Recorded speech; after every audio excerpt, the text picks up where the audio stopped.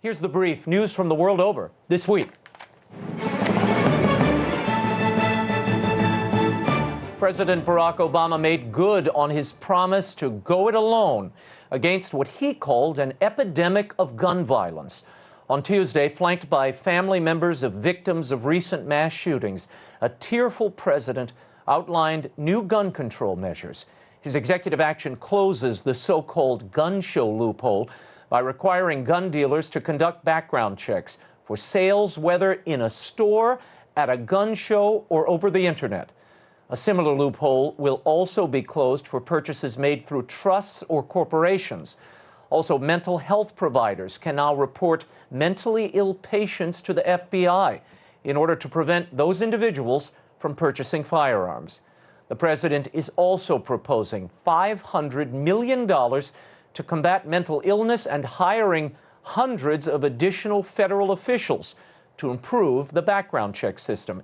And he's instructed his administration to research safe gun technology. The Associated Press notes that the new measures would not have prevented the slaughter of 26 children and staff at Sandy Hook Elementary School or the 14 county workers in the San Bernardino terror attack last month. The National Rifle Association was even more dismissive of the measures, calling them a purely political stunt. Despite doubts about the effectiveness of the president's new gun control measures, some of the country's Catholic bishops lent their support to the president and even ridiculed some gun owners. Dallas Bishop Kevin Farrell condemned the cowboy mentality of the gun culture on his blog this week, adding, quote, "Thank God that someone finally has the courage to close the loopholes in our pitiful gun control laws." Bishop Farrell also announced that the Dallas diocese will ban the possession of any weapon on all its properties.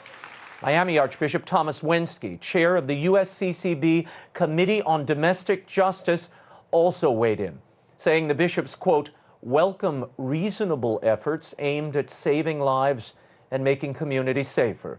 He added that he and the other U.S. Catholic bishops hope that Congress will now take up the cause of gun control in a more robust way. More on this and the Republican response later in the show. And U.S. officials are expressing doubt that a recent explosion in North Korea was a hydrogen bomb, as trumpeted by the communist nation's state-run media. Measurements of seismic activity in the area do suggest a nuclear explosion, but it was nowhere near the magnitude that would be caused by a hydrogen bomb. State Department spokesman John Kirby had this to say. Our initial analysis is not consistent with North Korea's claim that this was a hydrogen bomb. In any event, we strongly condemn this violation of UN Security Council resolutions and again call on North Korea to abide by its international obligations and commitments. And Hillary Clinton is distancing herself from the Obama administration on ISIS, saying she now believes that the Islamic State's killing of Christians in Syria and Iraq is a genocide. The Democratic presidential candidate and former Secretary of State made the comment during a town hall in New Hampshire when asked whether she would join the Pope and world leaders in denouncing the killings as genocide. I am sure now we have enough evidence. What is happening is genocide, deliberately aimed at destroying not only the lives, but wiping out the existence of Christians and other religious minorities in the Middle East in territory controlled by ISIS. The term genocide carries with it a legal criminal definition punishable under the United Nations Convention. And in a related story, the head of the Syriac Catholic Church has accused the Obama administration of doing very little to help Christians survive in the Middle East. Patriarch Ignatius Joseph III Yonan made the comment in an interview with the National Catholic Register. He asked Pope Francis to invite Secretary of State John Kerry and other leading diplomats to the Vatican to address the plight of Christians in the region. And a disturbing trend in Germany came to a head on New Year's Eve and is escalating the migrant debate across Europe. As revelers welcomed the new year in the Cologne Cathedral Square, gangs of men surrounded women who were robbed, mugged, sexually molested, and groped. There were at least 2 reported rapes. The men, nearly 1,000 of them of Middle Eastern descent, were reportedly speaking Arabic. The Cologne police station was inundated with at least 80 weeping women who reported the crimes.